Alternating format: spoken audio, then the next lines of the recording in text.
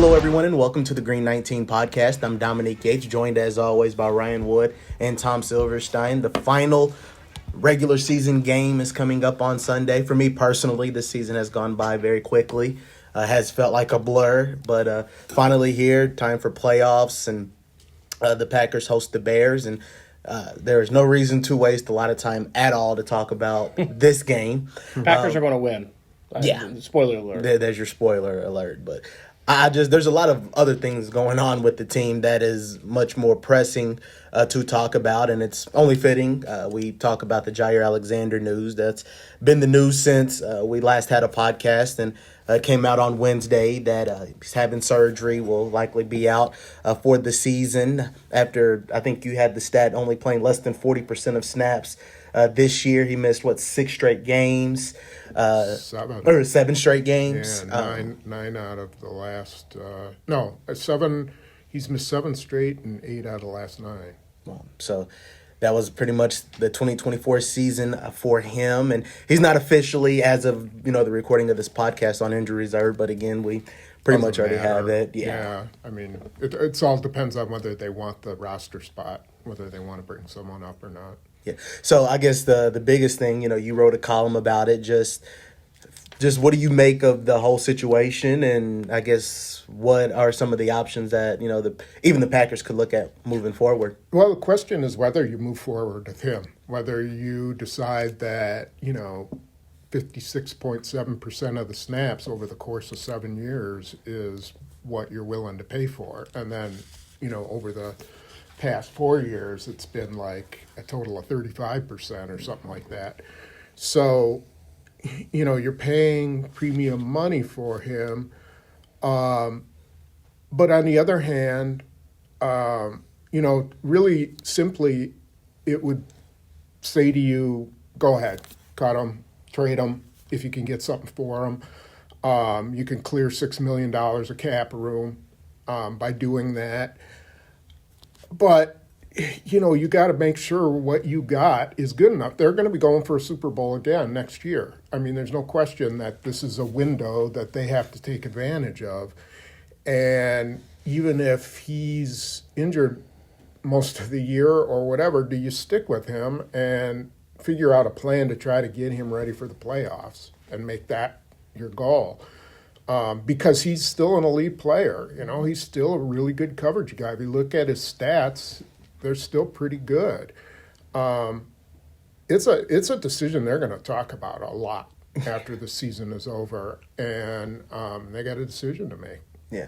Ryan, I guess what are your thoughts on everything that has kind of transpired with Jaire?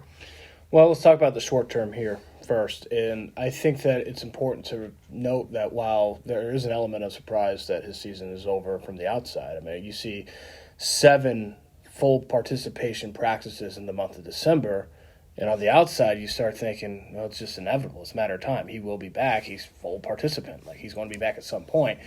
The reality internally was very different. Xavier McKinney spoke about how he kept trying to get back and kept having a setback, and I get the sense that on the inside they knew, like, this isn't going the way it should. Like, this is a very high likelihood that Jaire Alexander's not coming back this season, and who you're going to have. So it doesn't change much for the secondary. It's not like they woke up on New Year's Day and was like, oh, shoot, Jaire Alexander's not coming back. That was the news on the outside. It wasn't that way internally. So that helps. Obviously not having Jaire Alexander back this season limits the ceiling on what the secondary can be without him, because a healthy, ready to go Jaire Alexander is, as Spoon says, still an elite cover guy, a guy that when he's at his best can shut down half the field. They're not going to have that, but they haven't had that in 2 months, so it's not new. Then the offseason, I don't know what's going to happen. They don't have every offseason's different, and every offseason the roster needs are different. They don't have a plentiful number of roster needs that they're going into the offseason with. But the ones that they have are very, very significant. Pass rush and corner. Like, those are your 2 most important defensive positions. And they have a lot of work to do at both. So, with or without Jaire Alexander, it is going to be a very rigorous, what Brian Gutekunst did at the safety position this offseason, you're going to have to see that really at pass rush and especially cornerback, that type of overhaul. Can they do that? I don't know. It's a lot for one offseason, so it is a risk if they want to clear that $6 million and move on from Jaire Alexander. It's a gamble there, but it's a gamble to think that he can come back and that you're not going to be wasting a lot of money too. It's a gamble either way. So that's why Brian Gutekunst gets paid the big bucks. It's going to be a very difficult decision. It is definitely one of those. I'd like to be a fly on the wall just to hear what those conversations are like, because obviously I can't speak for the front office, but you have to know going in, like, this is what you get with Jaire Alexander. Sometimes it's a toss-up, because I looked up this. In his 3 years at the University of Louisville, his freshman year, he played in 10 out of 13 games. His sophomore year, he played in all 13. And then his final year, his junior year, he played in 6 out of 13 games. He's had 2 full seasons where he was healthy compared to his 7, with his 7 as a whole with the Packers. So it is kind of, what you see is what you get when you get him into plus. His body, it's not like it's the same injury. It's been his right shoulder, his left shoulder. The groin has been constant issue for him. It's the right knee now. All those things wear against you. And I was looking back at some other guys who've had injuries. Now, they've been more severe, like a Tre'Davious White went from up here, number one of the best corners in the league, tore his ACL, and then the next thing you know, it just wasn't the same. Then he had more injuries. So you worry about, is Jaire Alexander, is his body in such a place that at 28 years old now, it's going to break down more. The other thing to look at is free agency stinks. There's nobody in free agency that's going to save them. There's no Xavier McKinney type of guy that they can get. The draft is decent, pretty good in corners, but rookie corners are, you can't rely on them. What they really need to see, and this is what will be interesting, is if they make any kind of playoff run, is how Carrington Valentine plays. Yeah. Can they rely on him? Has he emerged? The last couple games, he's picked off a couple passes. He's been pretty decent. Sometimes the playoffs bring out the best in a guy like that. And so they have to see whether, he's a legit starter. And Eric Stokes could be a low price guy you bring back as depth. He's played pretty well last month or so. It's just that, man, when you're in the NFL, you got to have corners. You got to have good corners. Yeah. And I don't know. That's the discussion they have to have. The other thing, Jaire Alexander is kind of a pain. As we know, he's a pain for us. Yeah. I assume he's a pain for the team too. He's an eccentric guy. He's I don't think he doesn't want to play. I didn't get that sense. You heard that from McKinney. I heard that from other players. That it's not that he doesn't want to play football or he hates the Packers or whatever. He feels he's hurt, and he's in pain, and so you have to accept that. Yeah. Whether it was tough for them to deal with, like, was he being clear with how hurt he was or what, who knows? We don't know that. Right. But we know the facts, and the facts are, they got a decision to make in the offseason. Yeah, and real point, because let's go back to your point of Xavier McKinney, and you talked about Alexander being a pain. It's fascinating because Alexander just doesn't talk to the media, and McKinney himself quieted some of the outside chatter of a guy, like I said, he doesn't want to play. There's a disciplinary issue, and he even mentioned some of that mental health. Like, there was some mental health check-ins there, too. So it was really fascinating just to hear McKinney's comments and really kind of spoke on behalf of Alexander, which could help quiet down a lot of the noise. Go ahead, Ryan. What were you going to say? Do you have a gut on whether he'll be back or not in 2025? Well, I've been going back and forth on it, and so I don't have a gut. I mean, if it were me, here's the thing, I don't know the internal stuff. Like, is any of it a distraction to the other players? They don't seem to be like no comment or anything like that. Eric Stokes kind of spoke up for him. McKinney did. I don't think he's like a distraction. He's on the books. You know what he costs. They got a lot of cap room next year. I could see them keeping him. I could see them, he's not going to take a pay cut. They're not going to, they could ask him, but he's not going to do it. That would really piss him off, I'm sure.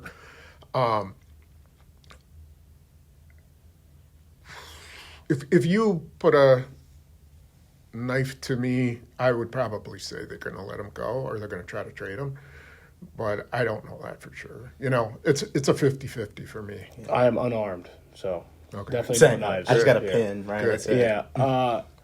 I don't know what they're going to do. I really don't. I can see it both ways. What complicates this is that he's only 28 next year. It's not like he's 30. If he was 30, it'd be really easy. But he's only 28.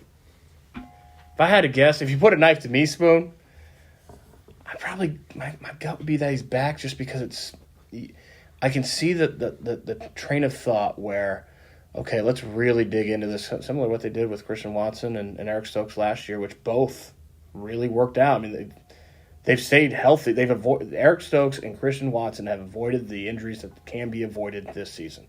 It really worked. Do that with Jaire Alexander. Figure this out. He's still young enough. It's so hard to find. I don't trust a rookie corner coming in. If you're not just going to replace Jaire Alexander with a rookie corner, that's not going to happen. 2025, you are in the Super Bowl hunt, and in a lot of ways, I mean, that's the third year of Jordan Love. You should be thinking that's where you're going. And if you can, and it's a big, huge neon sign, capital IF, but if you can keep him on the field, you are unquestionably a better team with him. And he's young enough to maybe think there's a chance that you can do that with really digging into it this offseason. I don't get the sense that he's disliked in that locker room. Anytime you talk with any of the guys in the secondary, I haven't detected that at all. No. So who knows? We're not in the meetings. But just based off the conversations we have, I've not detected that. They're a better team with him than without him, and I don't know how you can reliably feel like you can replace him and what he could be when he's on the field this offseason. For those reasons, I would guess, and it's a guess, but I would guess that he's back. But if he's not, I wouldn't be surprised at all. I would lean on another season, but more than anything, because of that, I would want to see the pass rush improve, because I don't care if you're Carrington Valentine, Eric Stokes, Jaire, whatever. It is hard for a corner to cover a really good receiver 5, 6, 7, 8 seconds. So sometimes it's hard to even be critical of the secondary sometimes, even though they have, done some good things and done a good job in stepping up.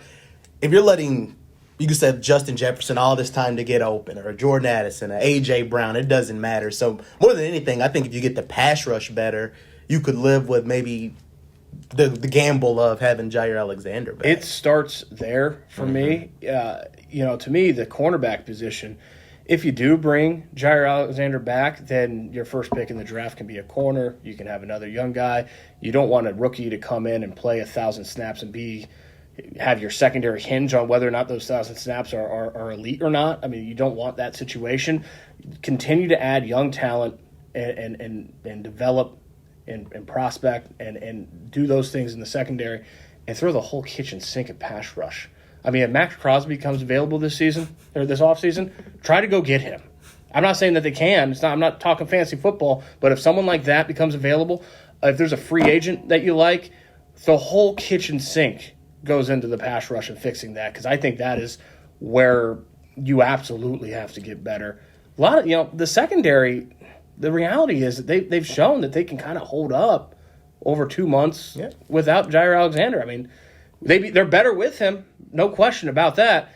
But it's not been like they've been getting torched and lit up. This isn't Joe Barry's defense anymore. They're not handing out perfect passer ratings to Baker Mayfield. They've been better, and they have enough to hold up there. Pass rush has got to get a whole lot better. Yeah, and the game would. I think their pass rush was getting better going into the Vikings game, and then they got stymied by max protection. But if Javon Bullard had been forced into playing safety and Anderson had been the guy, I think that would have been a little bit of a different game. I think they might have been in a better position. Just in the secondary. So, if you have good safeties, and you have a nickel guy you like, then you could get away with having a rookie at corner, And if you like the corner on the other side, I mean, the Packers won a Super Bowl with Sam Shields. He was a rookie nickel. And Tremont Williams was a young guy at that point. So you can do it. Just gotta, like you said, I still think edge defender is their edge rusher is their number one need. But corners, you got to always have corners. You just have to have them. Yeah. So a quick defense question moving forward for the current team. How much now that they know, okay, you're not going to have Jaire, how much does it limit what they can do when you're looking at the blitzing and things like that? They've thrown some in there, but in terms of the creativity, because you don't have a guy like Alexander who you can take, you can put him on an island and he can shut down that receiver. How much does it kind of limit this team right now? Yeah, well, it's hard. So, who do you put on A.J. Brown? And then you have to have someone who can cover Devontae. We're talking about the Philadelphia Eagles, that they have to play them in the first round. Alexander played A.J. Brown in that first game, and him and Buller gave up that 67-yarder, but Alexander made an outstanding interception of Jalen Hurts in the end zone coming off, like a veteran move. So I don't know. Carrington Valentine just everything has to come together for him during the playoffs. If that can happen, then they can do a little bit more blitzing, play a little bit more man coverage. At this point, I would start him. I mean, I like Eric Stokes, and I think plays a role where he's physical and a big receiver. But maybe they just need to give the position to Valentine and see what he can do with it. Yeah. It'll be interesting. So now as we move ahead, heading into this game with the Bears, maybe not so much the game in particular. What are you looking to see, and what are you curious about heading into just Sunday's finale? Well, don't lose. I mean, oh yeah, that'd be a start. First things first. You definitely don't want to lose this one going into maybe Philadelphia a week later in the playoffs. But they won't. They're going to win this game. The question is, can they use this game as a springboard to propel some momentum going into the postseason or not? And to do that, there's a wonderful opportunity for that to be the case. I mean, this is the most sacked quarterback in the NFL, Caleb Williams. It's Bears offensive line that is vulnerable against pass rush.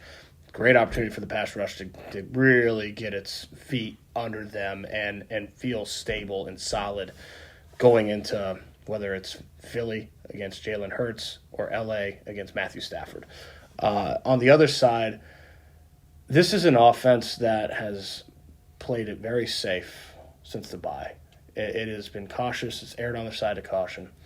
And it's a young quarterback who is still trying to figure out where that line is in this league between taking shots and taking care of the ball. And I don't know that Jordan Love will figure that out this year, but if he doesn't, they're not going to go very far. He's got to figure that out. He's got to figure out how do you not throw picks, which he's done a wonderful job at, unlike the first half of the season, but still take the shots that he was taking the first half of the season where he was able to light up some big plays here and there that we just haven't seen. I find it very fascinating that the last 2 weeks, the one question that has never existed with Jordan Love is arm strength. Like, he's always had the big arm. The last 2 weeks, 6.5, 6.2 yards per pass, his two fewest passing averages of the season. You can see he's being careful, and I understand why he's being careful, because we were ripping him for not being careful for the first 2 months. Okay, it's not have your cake and eat it too. We're not trying to be unfair, but there is a balance there, and the more I thought about this game in Minnesota, this Packers offense is just too talented to take. I get Christian Watson's the deep threat, but to take him off the field and suddenly you can't throw more than 10 yards downfield, it's too talented for that. You've got to be able to take the shots when they are there. And you've got to have ruthless efficiency and accuracy. Jordan Love mentioned how his accuracy was not good in Minnesota. The Vikings were daring him to hit those 6, 7, 8-yard passes and throw him out of that coverage that they were in, that umbrella coverage over the top, and he wasn't able to do it. Can he be accurate? Can he find that balance? And this is a good opportunity against a solid Bears defense to try to do that. It's not the worst thing if Jordan Love throws a pick on Sunday. Take a shot. Keep trying to push that envelope and figure out what you can and cannot get away with. Yeah, what are you looking for heading into Sunday? Well, I think the Packers are starting to see teams play a little bit more man coverage on them, and they're not getting open. They're not getting open. And, especially in the early part of that Vikings game when they were playing man, nobody was getting open, and that's really concerning. Like, if you get man coverage, one of your three guys has got to win. And they weren't in those first 2 or 3 series. And that's really concerning. Why are the receivers not able to win in man coverage? That's something, LaFleur and the staff have to figure out. Why can't they get open? I think that, I think Love's sort of caught in between this. I agree. He can play better. He can take a few more chances, but he's also playing based on what is in front of him. And there's a lot of times where I don't see people open. I don't know. Maybe LaFleur has to do a better job of scheming guys open. Maybe they need to figure out a way to scheme Tucker Kraft open way more and sort of focus on some guys and say, hey, if you want the ball, get open. We know Tucker Kraft can get open. Christian Watson is going to get open a couple times. The rest of you guys, you better get open. Yeah, which is, I guess it's kind of ironic. I was on social media this morning, and the clip resurfaced of Jordan Love, the deep throw to Jaden Reed against the Rams. That just whatever Jaden's down there throw. It's like, I haven't seen that in a while. Yeah. No. Which is really, it's fascinating, and I'm curious about what happened. Why is there not even attempts of that? Interceptions happened. He threw a lot of picks in the first half of the year, and then he stopped. Yeah. Kaput. Just completely stopped throwing picks. And that's admirable. I mean, that's impressive for a young guy to do that. There's a lot of admiration for the ability to midway through the season course correct and stop being careless with the ball. But at a certain point, you can go too far the other way when you need to try to force one in there if there's a window. It's a tight window, and it might get picked, but it's a big play. You don't do that every time, and that's what he was doing every time the first 2 months. But it is a balance. You have to strike that somewhere in the middle, and there's a time and place for every type of play. Yeah. So, I am curious about if he will start to push the ledge more because, he was turning over the ball. But even still, I guess maybe even 3 of those turnovers weren't necessarily – I mean, one, like the pick six where he just kind of chucked it up against the Rams. That was a bad one. The Vikings, that was another bad one. But then one was like, okay, Bo Melton slipped and fell. I can't even remember. The game might have been the Cardinals.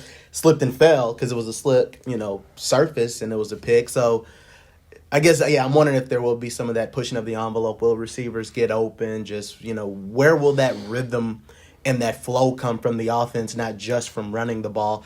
But I'm also curious, speaking of running the ball with Josh Jacobs, how will you manage a guy like him into this game? Will you see more Emmanuel Wilson and Chris Brooks? Will he maybe play a half? So that's another thing I'm curious how they'll manage starters, even though LaFleur said that, they're going to play it. So it's fascinating just to see how much they'll manage this game. I think they have to rest as many guys as possible. It's been a long season. Yeah. And while there is the chance that, they can get the 6th seed, I think it's more important to get the rest. If they're going to go 3, they're going to have to go 3 games on the road. Mm-hmm. They're going to have to play 3 games on the road to win in the playoffs. And who's to say that, I think you brought that up after the game, who's to say that Jalen Hurts is 100% versus, Matthew Stafford or, Baker Mayfield are, how they're playing. I think Josh Jacobs shouldn't play at all. I think all those injured guys, I don't think they're playing. But I would even give Love a chance to maybe take the second half off or, I would give Elton Jenkins some time to rest. I would give, Kenny Clark some time to rest. Just some guys who have been, they haven't had a bye for 8 weeks, and they had a foreign trip, and they had 3 games in 11 days or 12 days or whatever. They got to be a fairly tired football team. So I think it would help them a lot to rest some guys. Josh Jacobs is the one guy I would not play this week. I don't see the need for that. Give him fresh legs. We know that the Eagles are not playing Saquon Barkley. Mm-hmm. He's going to have fresh legs. I give Josh Jacobs fresh legs. Obviously, the injured guys, Quay Walker, Christian Watson, those guys, get them ready for the playoffs. I'd play everyone else. If not for this debacle of a performance in Minnesota, then maybe. I think certainly it'd be a lot more tempting to shut guys down. But it was a debacle of performance, and I think especially with Jordan Love, he's a guy that I think he's sifting through some things right now, and I want him to find have as much chance to find that balance that we talked about before the season's on the line as you can. Now, if it gets to be a fourth quarter blowout, which it could be, and if you're the Packers, you certainly would like it to be, then yeah, shut him down at that point. But just give Jordan Love that opportunity to really get himself going after these past couple weeks. And if he's out there, the offensive line is going to be out there because you're not going to expose your quarterback. Kenny Clark, sure, I'd leave that up to Kenny Clark, your veterans on the defensive side. But try to help your quarterback and try to preserve your running back is what I would go into this game with. So how many guys were on the injury didn't practice today? 7? It was 7, including Jaire. Mm-hmm. Okay, so 7, then Jacobs would be 8. Now, I understand what LaFleur's saying. That leaves him with 45 guys. Then you got 2 guys you can bring up from the practice squad, or they could sign someone, put Jaire on IR and sign someone. So I guess you could get away with it. Mm-hmm. I know they would be concerned about special teams, but I still think it's worth holding Jacobs out for sure. Here's the other thing, too, and this goes without saying, but we'll say it anyway. They are going to be vanilla like a preseason game with their scheme this week. Don't show a damn thing against the Bears. You just go out there, line up like it's preseason, you just knock them off the ball, and you just win. Like that, go do that. Don't show anything. Mm-hmm. I was talking with Leroy on Monday or Tuesday, and I'm like, they should just be working on Philadelphia this week. Yeah. Don't even. Yeah. What are you worrying about the Bears? Even if you lose, who cares? You got that's the game you're probably going to have to play. Maybe Dallas beats Washington. I don't know. But I think you can beat Chicago, not playing your best football. Right. I might even go as far even with Malik Willis at quarterback. That'd be a bold take. I think it would be interesting. I think they could do it. Yeah. I don't know. Maybe Jordan Love feels like he wants to play and needs some reps. Right. But I don't know. I would be prepping for Philly if I were them. Yeah. So I guess that how else we can wrap it up in terms of final thoughts. For me, I just want to see how the Packers start the game. If you start fast, get on a run, get a couple touchdowns, don't make anything interesting, and then you can kind of go through. Okay, let's bring in guys here and there or Malik and all. So that's just my thing I would be interested in seeing. Any final words or thoughts for you guys as we wrap up the show? No, I think it's really get through this game. I hope they don't. They hope that they don't get any injuries, and then it's all playoffs. It's all playoffs all the time. Rashawn Gary's a Pro Bowler. Sacks aren't everything. Yeah. Really interesting. I mean, none of us would have voted for him for the Pro Bowl, but first 2 were easy. He was 8th in the fan voting, which means somebody, coaches and players, were voting for him. Because it's 1/3 fans, 1/3 coaches, 1/3 players. So what does that say? Does that mean opponents consider him a tough guy to handle? I don't know. It's Jacobs was 5th, and people obviously thought a lot about him too. Yeah, maybe this is the springboard for Gary. What if he just goes ballistic the rest of the way of this?